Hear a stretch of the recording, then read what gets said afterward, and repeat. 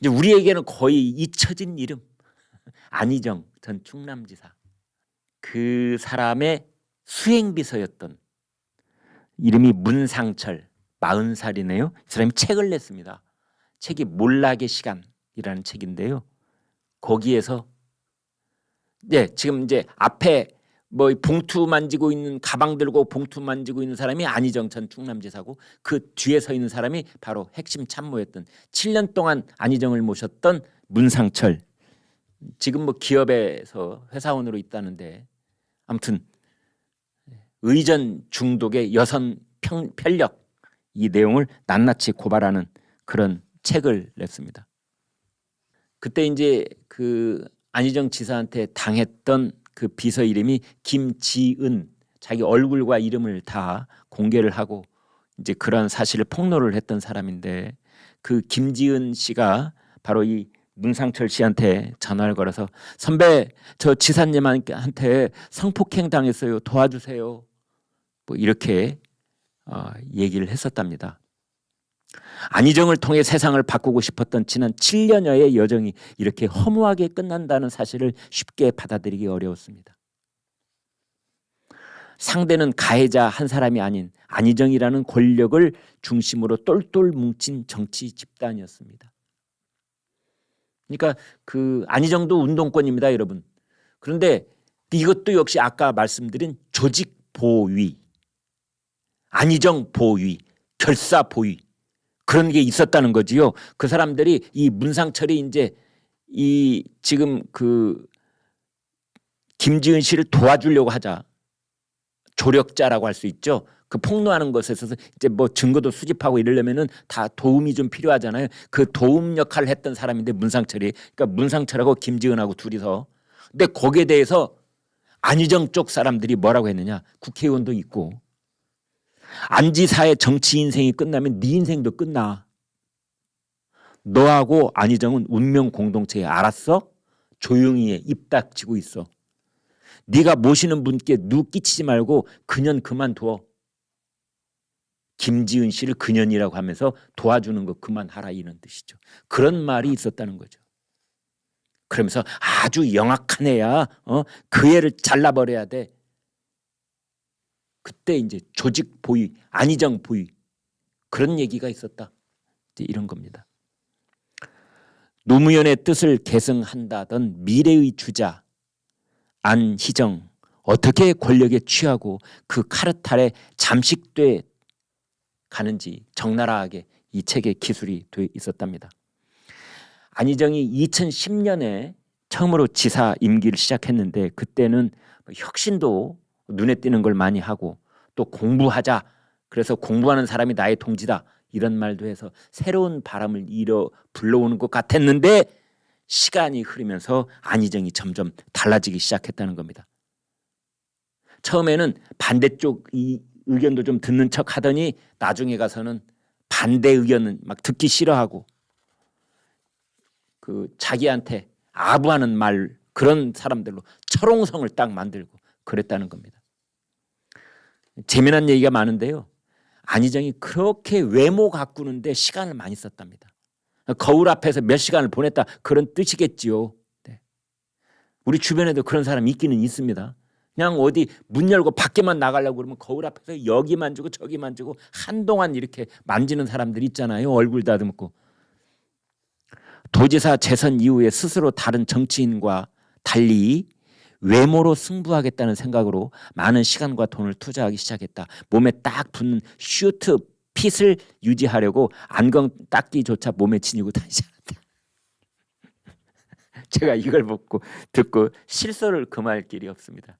저 같은 사람은 항상 도대체 이렇게 옷 태가 나지가 않습니다. 왜냐하면 호주머니가 불룩하거든요. 휴대폰이 있죠, 지갑이 있죠, 또 뭐 취재 수첩도 들어가지요. 뭐 별게 다 들어가니까 여기가 항상 불룩하고, 여기도 불룩하니까 바지도 불룩하고, 그러니까 영 모양새가 안 나오는데, 그거 모양새가 나오려면은요, 얇은 옷감으로 쫙 빠지는, 쫙 떨어진다고 그러죠. 그런 옷을 입고 그런 양복을 입은 다음에 호주머니 아무것도 안 내야 됩니다.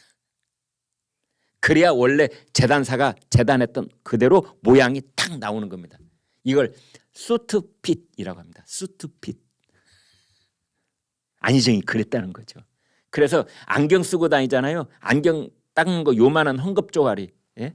그거 여기 넣으면 될 텐데 그것조차도 비서 보고 야 네가 좀 들고 다녀.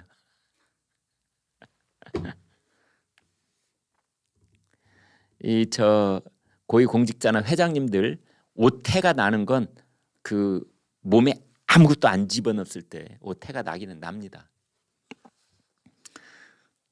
회장님들 그 옷 물론 옷감도 이태리에서 그 수입한 비싼 옷감으로 옷을 지어 입었기 때문에 그런 것도 있겠지만은 호주머니 아무것도 집어넣지 않아서 그런 점도 있을 겁니다.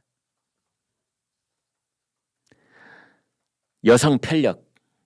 오래전부터 수행 비서들은 인수인계를 주고받을 때 항상 지사의 여성 문제에 대한 얘기를 나눈다. 안 지사의 여성 관계에 대해서는 봐도 못 본 것이고 외부에 알려지지 않도록 무조건 지켜내야 한다는 내용이었다. 일정 중에는 여성과 관련된 비공개 일정들이 많았다. 보고도 못 본 척, 들어도 못 들은 거. 근데 뭐 이 비서의 덕목이긴 합니다. 비서가 자기가 일하면서 들은 자기가 모시고 있는 회장님이 됐든 장관님이 됐든 지사님이 됐든 또는 뭐 용산의 대통령실에 있는 누구든 말이죠. 자기가 모시고 있는 분에 대해서 아라리 콜콜이 듣게 된 것을 여기저기 떠들고 다니면 되겠습니까? 그러면 안 되지요.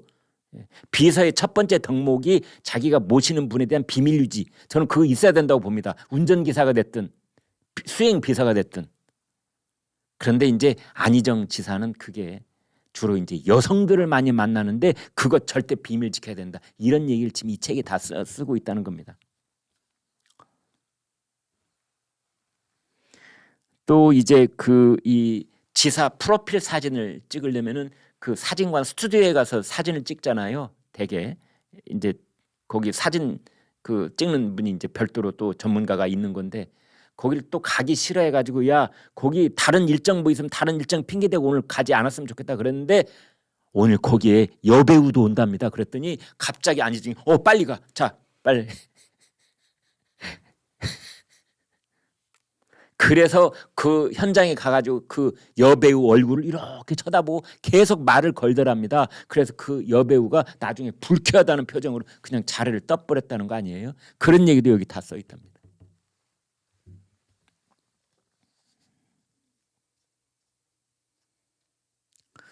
참 이런 얘기도 있네요. 남자 기자보다는 여자 기자를 주로 만나고 싶어 했답니다. 안희정 지사 시절에. 그래서 한 여성 기자와 저녁 식사를 하려고 예정된 일정을 취소하고 비서관까지 자리를 야 너 빨리 집에 가. 내가 나머지는 내가 다 알아서 넌 집에 가. 그리고 여기자를 차량 옆자리에 태우고. 물론 해외에도 그런 사례가 미국, 뭐 캐나다, 프랑스, 영국 할 것 없이 그 고위 정치인들하고 그 여기자하고 나중에 관계가 깊어져서 함께 이렇게 저기 하는 경우가 뭐 결혼까지 이르는 경우도 많고 그렇습니다. 근데 안희정이 그랬던 것 아니냐 지금 뭐 그런 얘기를 여기다 하고 있네요. 이런 일까지 터졌으면 큰일 날 뻔했습니다.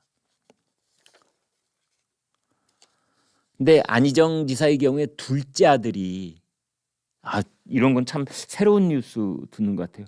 둘째 아들이 그 아버지의 그 여성 편력 비행을 이렇게 조사하고 증거를 수집하는데 적극적으로 협조하고 같이 도와줬다는 거예요. 안희정의 큰 아들은 안 그런데 둘째 아들이. 그러니까 둘째 아들은 그런 생각 같아요. 아버지의 일은 잘못된 것은 철저하게 공개가 되고 그래서 거기에 철저한 반성을 하고 죗값을 치르고 그렇게 새 출발을 해야 자기도 안희정의 아들로서 떳떳한 인생을 살 수 있다. 그렇게 생각했던 것 같긴 한데요. 아무튼 쉽지 않은 일이죠. 그죠? 그래도 아버지인데. 아무튼 이 책에는 그렇게 되어 있습니다. 안희정의 둘째 아들이 이런 일에 많이 도움을 줬다. 그래서 그렇게 자료를 모아가지고 그 안희정을 고발하는 내용에 여성 편력과 관계된 그 자료를 검찰에 가지고 갔었다는 그래요. 그런데 그걸 받은 검찰에서 그래도 그렇지. 안희정에 대한 수사를 하고 있는데 여성 성폭행, 수행비서 성폭행 수사를 하고 있는데 그래도 그렇지. 아들이 갖다 준 자료를 증거로 그건 아니다. 그건 아니다. 그래서 그건 그냥 돌려보냈다고 합니다.